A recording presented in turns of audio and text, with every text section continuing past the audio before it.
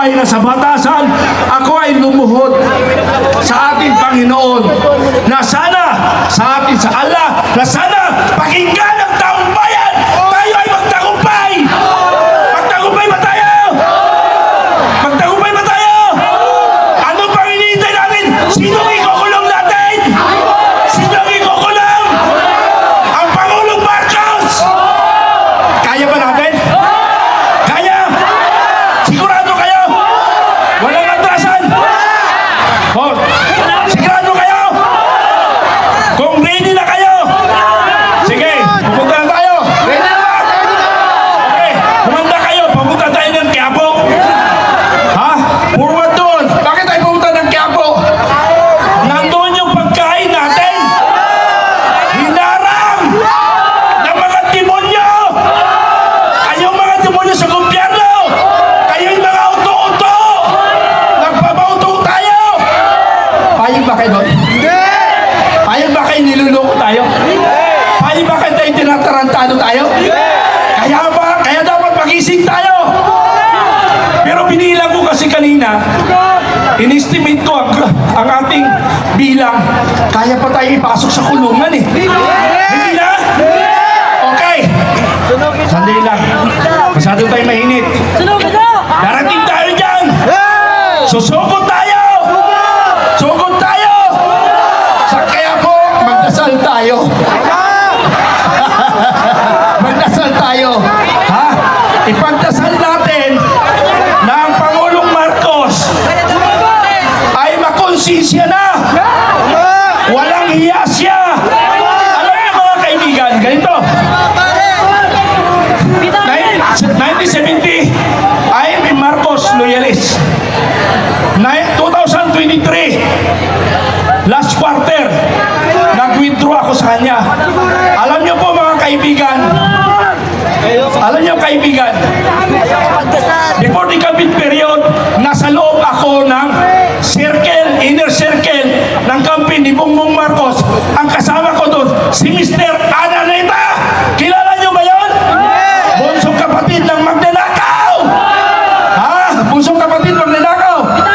Alam niyo ang ninakaw initially? Ha? Tinago niya yung donation sa campaign. 2 billion! 2 billion pesos! Senator Marcolita, hindi pa umabot sa... Ha?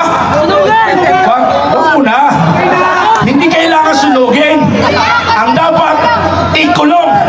Kaya ba nating aristohin power from the government, from the civilian people? Ha? Aristohin natin. Alam niyo ang unang aristohin? Dirimulya! Alam niyo ba kung sino ang unang aristohin natin? Dirimulya! Yung mag-aristo sa atin. Sino ba yung mag-aristo sa atin? Dirimulya! NBI! Aristohin natin ang NBI! Ang Philippine National Police! Panguli ang Armed Forces. Kaya ba natin? Kaya! Kaya! Taong bayan ang masusunod sa ating bansa. Tama! Tama hindi? Tama! Kaya kayo NBI, mag-isip-isip na kayo. Kayo Philippine National Police, mag-isip na rin kayo.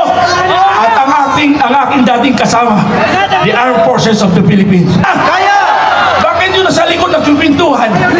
Kayo nasa likod, kaya! Ulitin ko, yung nasa likod, kaya! Yung nasa likod pa, kaya! Pero may narinig akong bulong. Pati yung taga-Quiapo bumulong sa akin. Ha? Nakarating. Kayo mga nasa bahay, kung saan kami pupunta, lumabas ka na kayo ng bahay. Sumunod na kayo dito sa grupong ito. Tama hindi? Kailangan hintayin pa natin yung iba. Hintayin natin. Handa na ba kayo? Handa na ba? Kayo sa likod, handa na? Okay. Hintayin pa natin iba. Kasi yung iba nasa bahay, nagbibihis pa. Ha? Nagbibihis pa sila. May naliligo pa eh. Kailangan magpaganda, pagwapo muna. Ano na?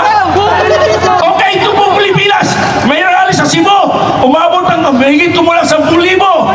Sa Cotabato City, na aking probinsya. May rally rin doon. Sa Naga, may rally. Sa susunod, buong Pilipinas na ang mag-rally. Bukidnon! Okay! Handa na ba tayo? O Quiapo, susundin natin yung pagkain. Hinarang nila yung pagkain natin. Kaya nagugutom kayo. Sino may kasalanan na gutom tayo? Gobyerno! Sinong utang ng gobyerno? Sinong mastermind ng magnanakaw? Alam ko, naloko nga Pangulong Marcos. Ikaw na sa'yo na lahat ito. Ayaw ko na. Hindi ko na kaya si Marcos. Taong bayan na lang. Hayaan niyo mga kaibigan, pag umakyat uli ako dito, yun ang sinyalis natin, susugod na tayo.